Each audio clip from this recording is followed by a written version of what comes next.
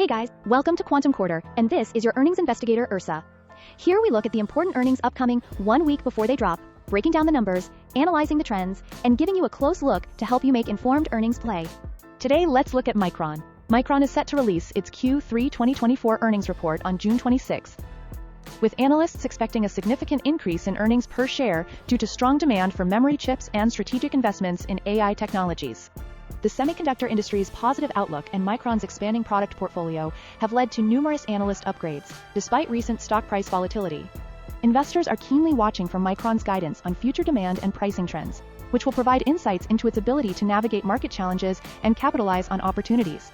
The AI boom is anticipated to further boost Micron's revenue and earnings. So let's take a look at the firm's past earnings surprises. We've got a few quarters to review. First off, on June 28, 2023, the firm missed earnings by 9.5%, which led to a 2.2% relative decrease in stock price compared to the broader market. Then, on September 27, 2023, they missed again by 9.3%, but this time the stock only dropped 0.4% relative to the market. Fast forward to December 20, 2023, and we see another miss, this time by 4.0%, which resulted in a 3.2% relative decline. Now, here's the interesting part. On March 20, 2024, the firm had a massive earnings miss of 266.2%, but somehow, the stock price actually went up 14.4% relative to the market. That's a pretty wild swing. What we can take away from this is that the firm's earnings surprises have been pretty inconsistent, and the market's reaction has been all over the place.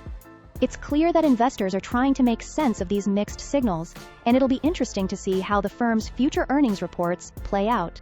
The firm's stock movement over the last quarter shows some interesting trends.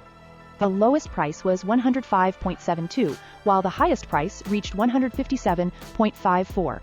The point of control, which is the price where the stock spent most of its time, was around 128.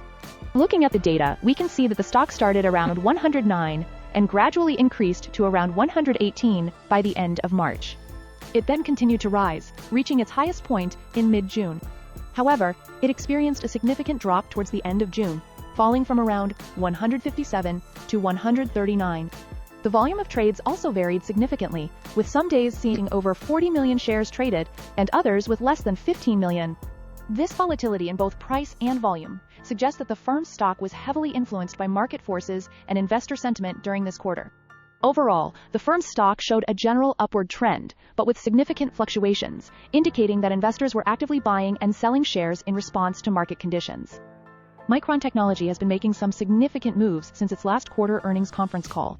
The company has secured substantial funding for its chip production, including a $6.1 billion grant from the CHIPS Act to build 3 new fabs and a combined $13.6 billion grant and loan for chip plants. This influx of capital will likely boost Micron's production capacity and help it meet growing demand for memory chips. Additionally, Micron has been expanding its workforce development initiatives, partnering with global foundries and the U.S. National Science Foundation to drive semiconductor workforce development at minority-serving institutions. This focus on talent acquisition and development should help Micron stay competitive in the industry. Micron has also made headlines for its plans to start supplying India-made chips to local Apple factories, which could lead to increased revenue and market share. Overall, these developments suggest Micron is positioning itself for long-term growth and stability, which could positively impact its stock price. The firm's financials are looking pretty interesting. Revenue growth is pretty flat at 0.6%, which might be a concern.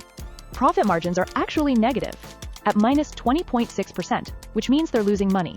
The quick ratio is decent at 2.1, indicating they can cover their short-term liabilities. The price-to-book ratio is 3.5, which is a bit high, suggesting the stock might be overvalued. The forward PE is 15.5, which is relatively reasonable. The current price is $144.20, which is close to the 52-week high of $157.50. Trading volume is pretty high at 25 million shares over the last 10 days. The float shares are 1 billion, and there's no short selling going on.